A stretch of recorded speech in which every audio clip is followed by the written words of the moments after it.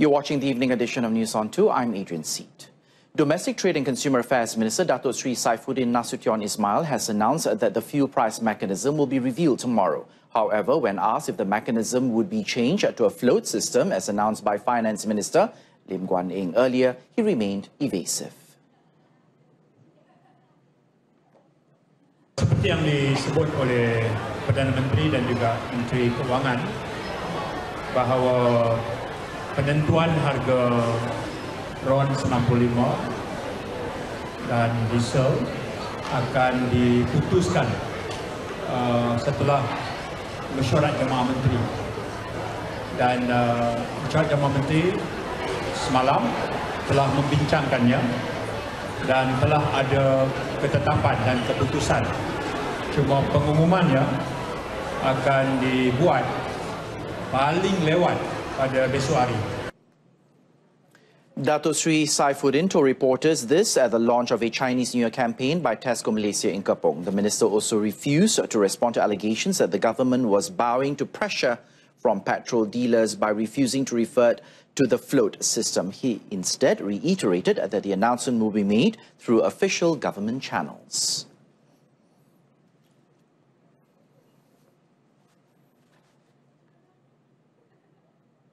Primary Industries Minister Theresa Kok today revealed that the previous government had shortchanged and forced the Malaysian Rubber Board, or MRB, to sell 2,800 acres of its land in Sungai Buloh at below market price of 1.5 billion ringgit in 2010.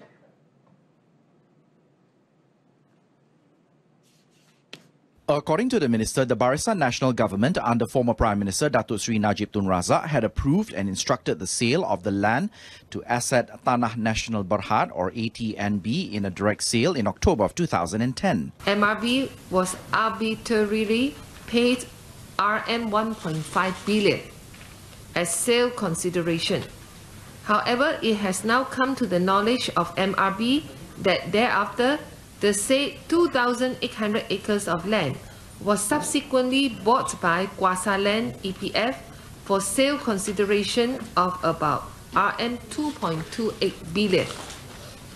MRB has therefore shortchanged.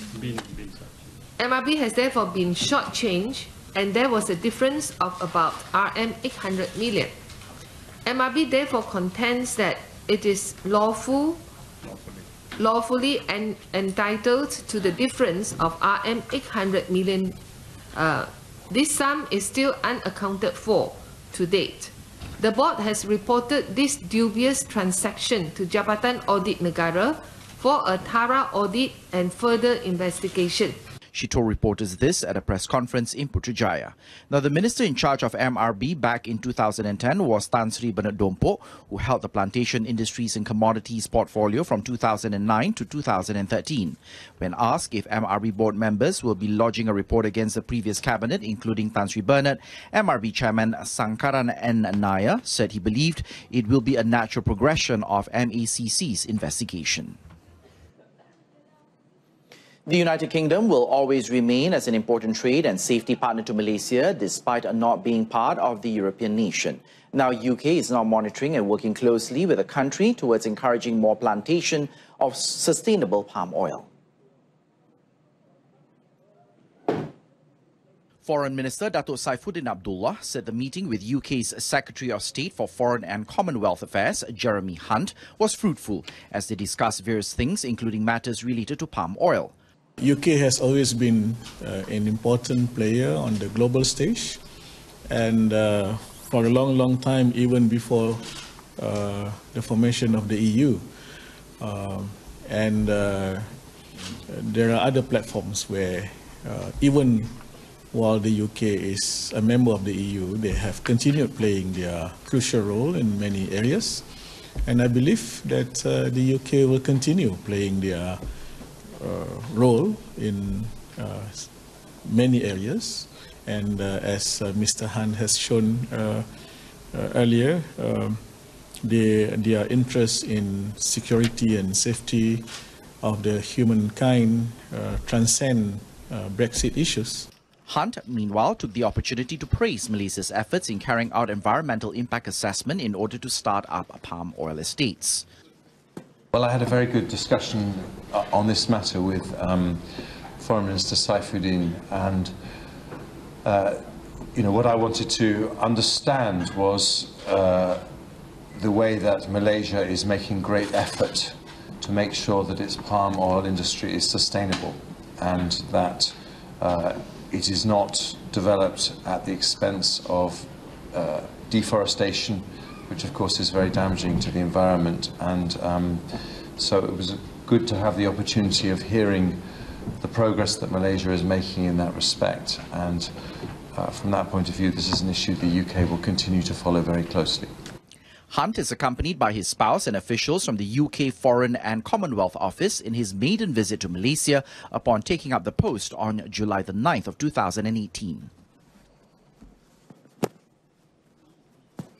Hunt later called on Communications and Multimedia Minister Gobind Singh Deo at the latter's office in Putrajaya. During a 30-minute meeting, Gobind related Malaysia's efforts in addressing the problem of fake news and abuse of the social media. Gobind and Hunt also discussed efforts to strengthen cooperation in several areas between Britain and Malaysia, but the minister did not disclose the details. Kita ada bincangkan beberapa perkara, tapi saya tidak ingin menyatakan secara terperinci kerana saya rasa itu adalah perbincangan di antara kita. Tetapi memang ada disebut berkenaan dengan media freedom, setakat mana kita boleh mengukuhkan aspek kebebasan apabila wartawan membuat laporan. Dalam masa sama juga kita bincangkan isu-isu berkenaan dengan bagaimana kita boleh pastikan bahawa ada kebertanggungjawaban dalam perkara laporan media. Hunt and his delegation also held discussions with Prime Minister Tun Dr. Mahathir Mohamad for almost an hour at the Perdana Leadership Foundation in Putrajaya. The meeting was also attended by Foreign Minister Dato' Saifuddin Abdullah and British High Commissioner to Malaysia, Vicky Treadle. It is learned that they discussed, amongst others, the strengthening of bilateral relations between Malaysia and the United Kingdom and exchanged views on regional and global issues of common concern.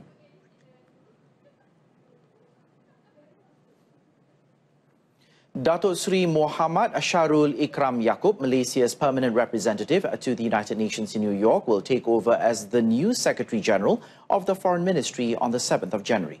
Datuk Sri Muhammad Sharul, 58, will succeed Datuk Sri Ramlan Ibrahim, 61, whose one-year contract expires on January the 6th. Dato' Sri Ramlan and Dato' Sri Muhammad Sharul today signed the note on the handing over of duties of the Secretary General in a ceremony witnessed by Foreign Minister Dato' Saifuddin Abdullah in Putrajaya. Dato' Sri Muhammad Sharul was appointed Malaysia's permanent representative to the United Nations in 2017.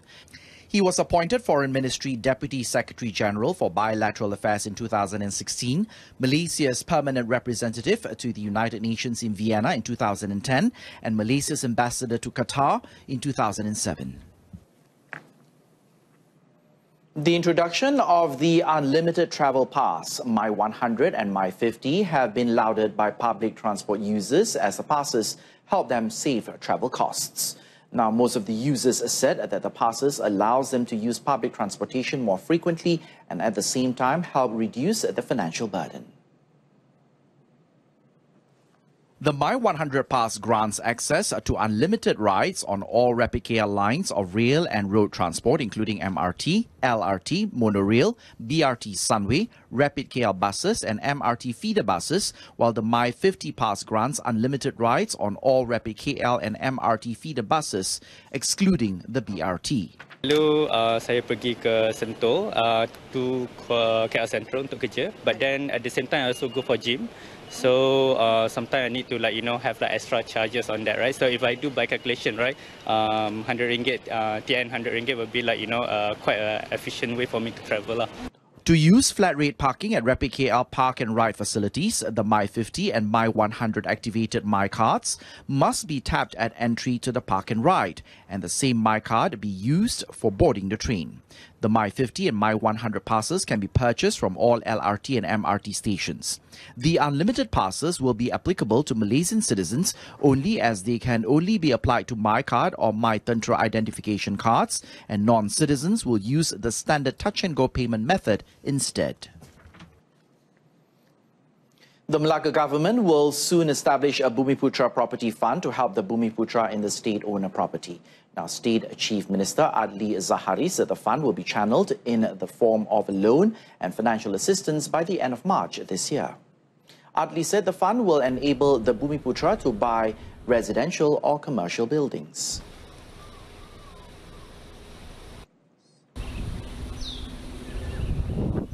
Contohnya kalau kita lepaskan pemilikan Bumiputra itu, dia akan ada isu kita, maknanya Bumiputra akan hilang lebih itu. Jadi sebelum daripada ini, pelepasan kota Bumiputra itu akan menyebabkan kerajaan negeri mendapat levy. Dulu 600, bila kita ambil pentadbiran hari itu, bulan Mei itu kita tingkatkan jadi 9%. Tetapi sebelum ni dana ini masuk ke dalam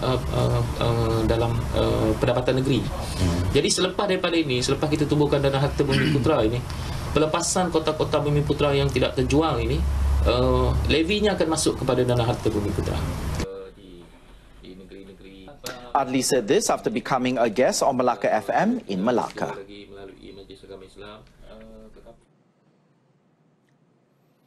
Perudua's much-awaited 7-seater, the Perudua Arus, is now open for bookings with prices of between RM72,200 and RM77,200.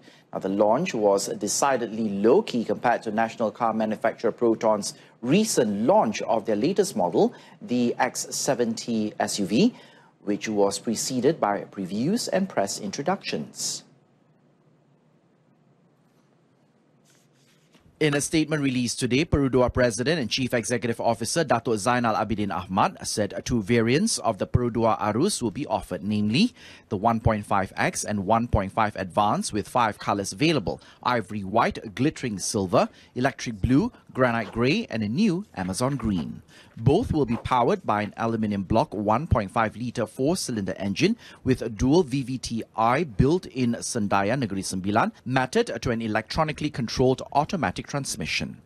The Arus will come with a 5-year or 150,000-kilometre warranty, whichever comes first. Perudua expects sales of this new model to average 2,500 units monthly or 31,200 units by the year end of 2019. The Sessions Court today gave the prosecution a month's time to complete all documents pertaining to the criminal breach of trust case against former Research Division Director General in the Prime Minister's Department, Dato' Hassanah Abdul Hamid, to be handed over to the Defence Counsel. Judge Rosina Ayub said this was because the case had already been set for mention prior to this and the documentation should have been completed by today. She set February the 21st as the deadline for the prosecution to complete the process. Deputy Public Prosecutor Muhammad Iskandar Ahmad earlier informed the court that the prosecution had yet to hand over all the documents on the case. Lawyer Muhammad Khairul Azam Abdul Aziz, who represented the 61-year-old Dato' Hassanah, acknowledged the matter. Now, amongst the documents handed over today were a DVD containing closed-circuit television or CCTV footage of the 13th floor of the Shaftesbury residence, Cyberjaya, a hard disk containing CCTV footage of the PM Department's Research Division office in Putrajaya, and a copy of a slide presentation. 2 Marine officers were charged at the Johor Bahru Sessions Court for soliciting and accepting a 50,000 ringgit bribe 4 years ago. Both suspects, Sanizam Bachuk, 45, and Nur Yazid Khairi Muhammad Nur, 48, claimed a trial after the charges were read out before Judge Kamaruddin Kamsun. According to the charge sheet, Sanizam, a grade 41 officer, abetted with Nur Yazid, a grade 44 officer, to solicit a 70,000 ringgit bribe from a shipping company worker, Lim Tiam Lei, 44, as an inducement for them to produce a letter of operation approval for 3 vessels, Hai Tai 1, Hai Tai 2 and Hai Tai 3. The offence was committed at the restaurant in Anjong Neighbourhood Centre, Iskandar Putri, on the 25th of November 2015 at about 6 p.m.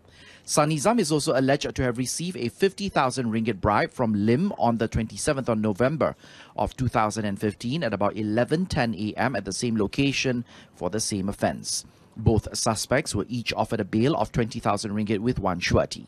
The case has been set for remention on the 10th of February. The case was prosecuted by Malaysian Anti-Corruption Commission Prosecution Officer Nur Sharina Raizan before Sessions Judge Kamarudin Kamsun.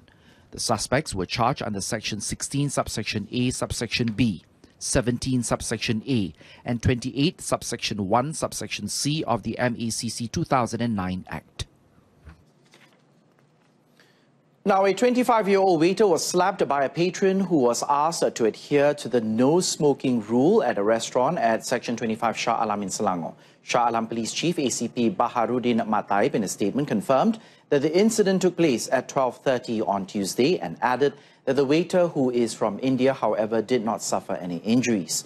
Now, according to a report lodged by the restaurant owner, the waiter had approached the suspect and his two other friends politely to advise them on the rule. He was, however, slapped on the face before they left the premises after making payment. The incident was witnessed by 2 workers and 5 other patrons.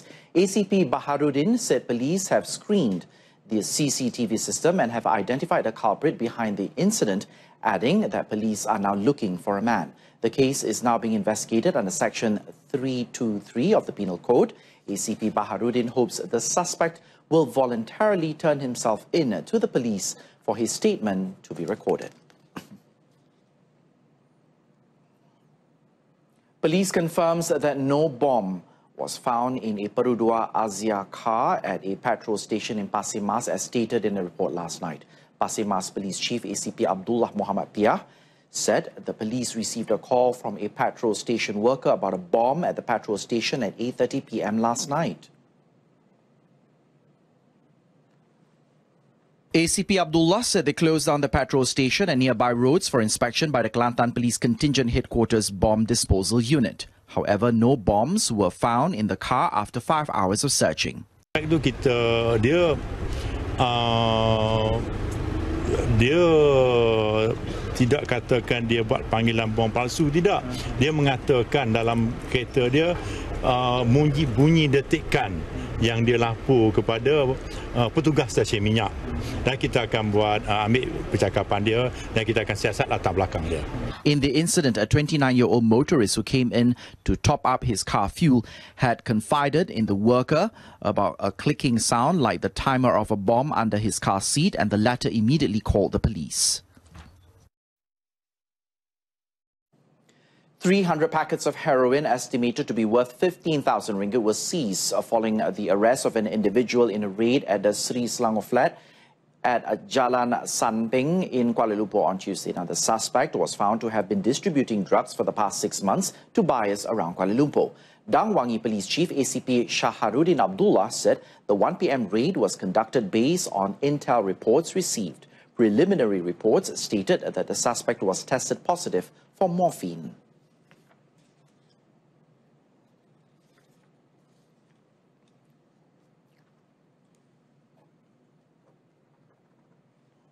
Hasil pemeriksaan oleh pasukan serbuan telah menjumpai satu beg plastik warna hitam dan terdapat di dalamnya 6 bungkusan kertas surat khabar. Di dalamnya mengandungi 5 ikatan gelang getah, dan setiap ikatan gelang getah terdapat 10 paket plastik Luxina berisi bahan disyaki dadah heroin di dalam bakul motosikal.